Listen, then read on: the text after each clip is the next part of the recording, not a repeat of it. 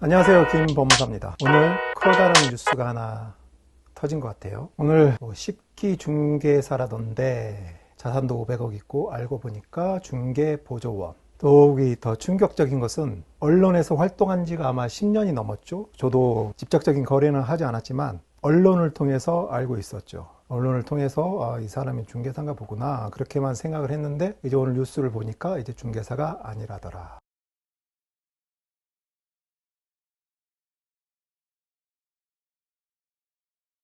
가장 시장이 혼탁한 데가 부동산 업계죠. 부동산 업계. 부동산 거래.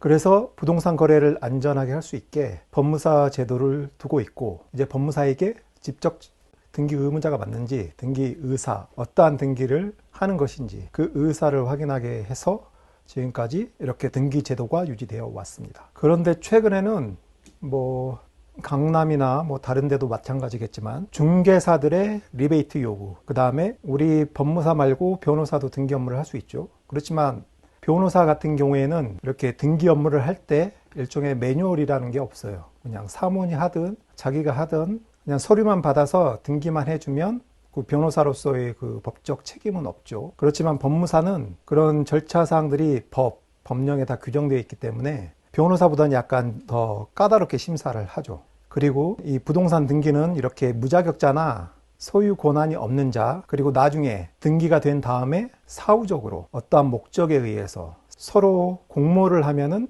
소유권을 언제든지 자기들 마음대로 이전을 할 수가 있죠. 이러한 소송은 민사 소송이기 때문에 소송 당사자들의 협력만 있으면은 얼마든지 기존의 소유자로부터 이전을 받을 수 있습니다. 최근에 이렇게 부동산 등기 분야에서 거래가 이렇게 혼탁해진 이유는 우선 앱이 있겠죠. 가격 비교 앱. 단순히 가격만을 비교하고 이전을 맡기기 때문에, 그리고 부동산 중개사들의 지나친 리베이트 요구 때문에, 이런 시장 환경이 혼탁하기 때문에 절차를 지켜가면서 등기를 하는 법무사님들은 이제 이 부동산 등기 업무는 이제 안 하게 되는 거죠.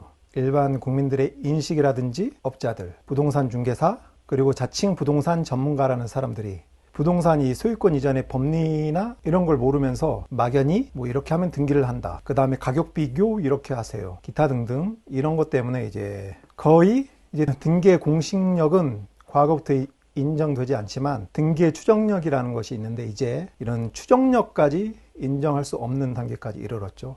과거에 등기의 공신력이 없어도 등기의 추정력을 인정하는 이유는 이런 엄격한 등기 절차, 법무사에 의해서 등기 의무자와 등기 의사를 확인하고 상대방의 의사 능력에 이상이 있다 하면 다른 절차를 거쳐서 등기를 하게 하고, 의사의 하자가 없으면 등기 절차를 진행하고, 이렇게 이루어져 왔는데 최근에는 이제 등기 의사가 없다 그러면 이제 자기들끼리 이제 알아서 다 하죠. 그리고 나중에 문제가 생기면, 그래서 이제 7월 달부터는 부동산 소유권 이전 등기를 할 때 등기 필증이 있든 없든 법무사나 변호사의 확인, 등기 의무자와 등기 의사를 확인했다는 그 확인 서면을 첨부하게 돼 있어요. 이제부터 사무장들에게 일종의 리베이트를 받고 사건을 소개해주고 이제 허위의 확인 서면을 작성해서 등기를 하게 되는 경우 이제 알선해준 중개사도 이제 처벌을 받을 수 있겠죠. 그만큼 이제 등기 절차에 대해서 다른 선진국에 준해서 그렇게 신뢰를 갖게끔 이제 제도적 장치를 보완하고 있습니다.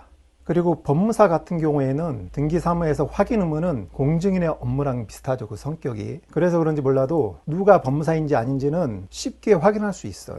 어떻게 확인을 하냐면 네이버에 대한 협회를 치시고 법무사 찾기에서 법무사 이름을 넣으면은 이제 그 사람의 사무소 주소와 이름과 사진이 이렇게 공개되게 되어 있습니다. 그런데 등기 업무를 하는 변호사들은 변호사 이름을 검색을 해도 사진이 등록되는 게 아니에요. 그래서 그 사람이 진짜 변호사인지 아닌지 확인하기가 좀 어렵죠. 그래서 등기 업무를 하는 변호사들은 별도의 장치를 보완해야 할 것 같습니다. 왜 이렇게 등기 의사 확인하는 것이 중요하냐면, 이렇게 만약에 A가 매도인으로서 B에게 매도를 합니다. B에게 매도를 한 다음에 C에게 매도를 해요. 이 경우 C는 B 명의로 등기가 되어 있으니까 얘가 소유자겠구나 라고 추정을 하는 게 아니라, 일반인들은 어떤 인식을 가지고 있냐면 B 명의면은 절대적으로 이제 B 소유자예요.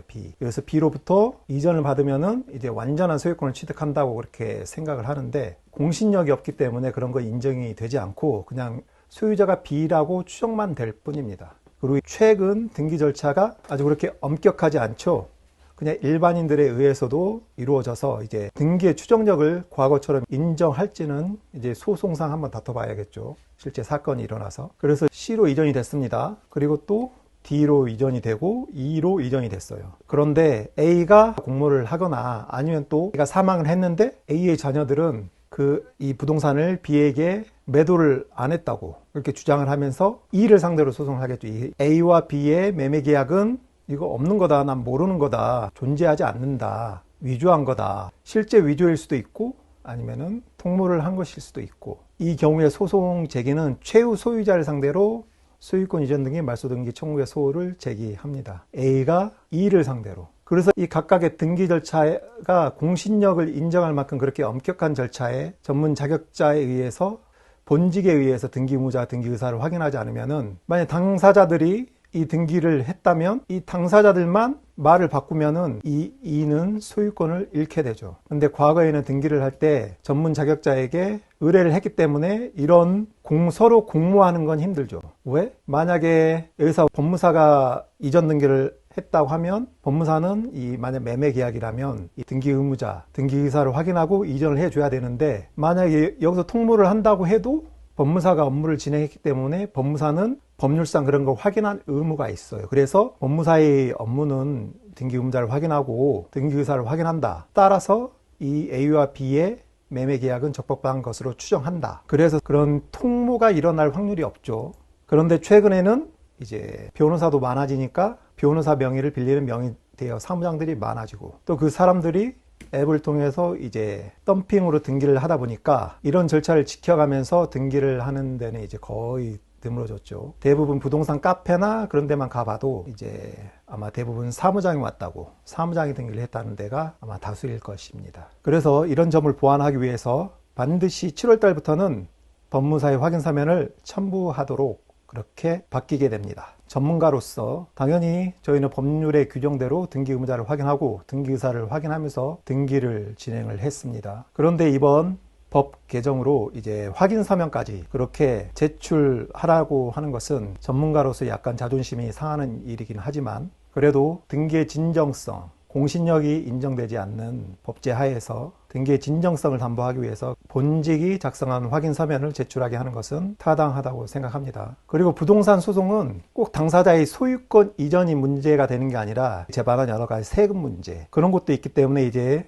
소송 절차로 일반 말소등기 청구 소송 같은 경우 일반 민사적인 법리보다 약간 법원의 직권 탐지라는 그런 권한이 약간 더 가미돼서 법원에서도 어떤 사실관계에 대해서 더 조사하고, 왜 그러냐면 이건 당사자의 문제만 아니에요. 만약에 B가 깨지면은 만약에 최종 소유자가 소유권을 잃게 되면 최종 소유자는 전 소유자한테 취급을 하겠죠. 또 그 전 소유자는 그 앞에 소유자. 그래서 최종 A하고 사이에서 이제 손해를 보게 되죠. 오늘 뉴스를 보니까 평소에 안면이 있는 사람이 이렇게 뉴스에 나오고 해서 한번 이번 기회에 다음 달부터 바뀌는 등기제도에 대해서 한번 이렇게 말씀드려봤습니다. 그럼 오늘 여기까지 하고 다음에 뵙겠습니다. 감사합니다.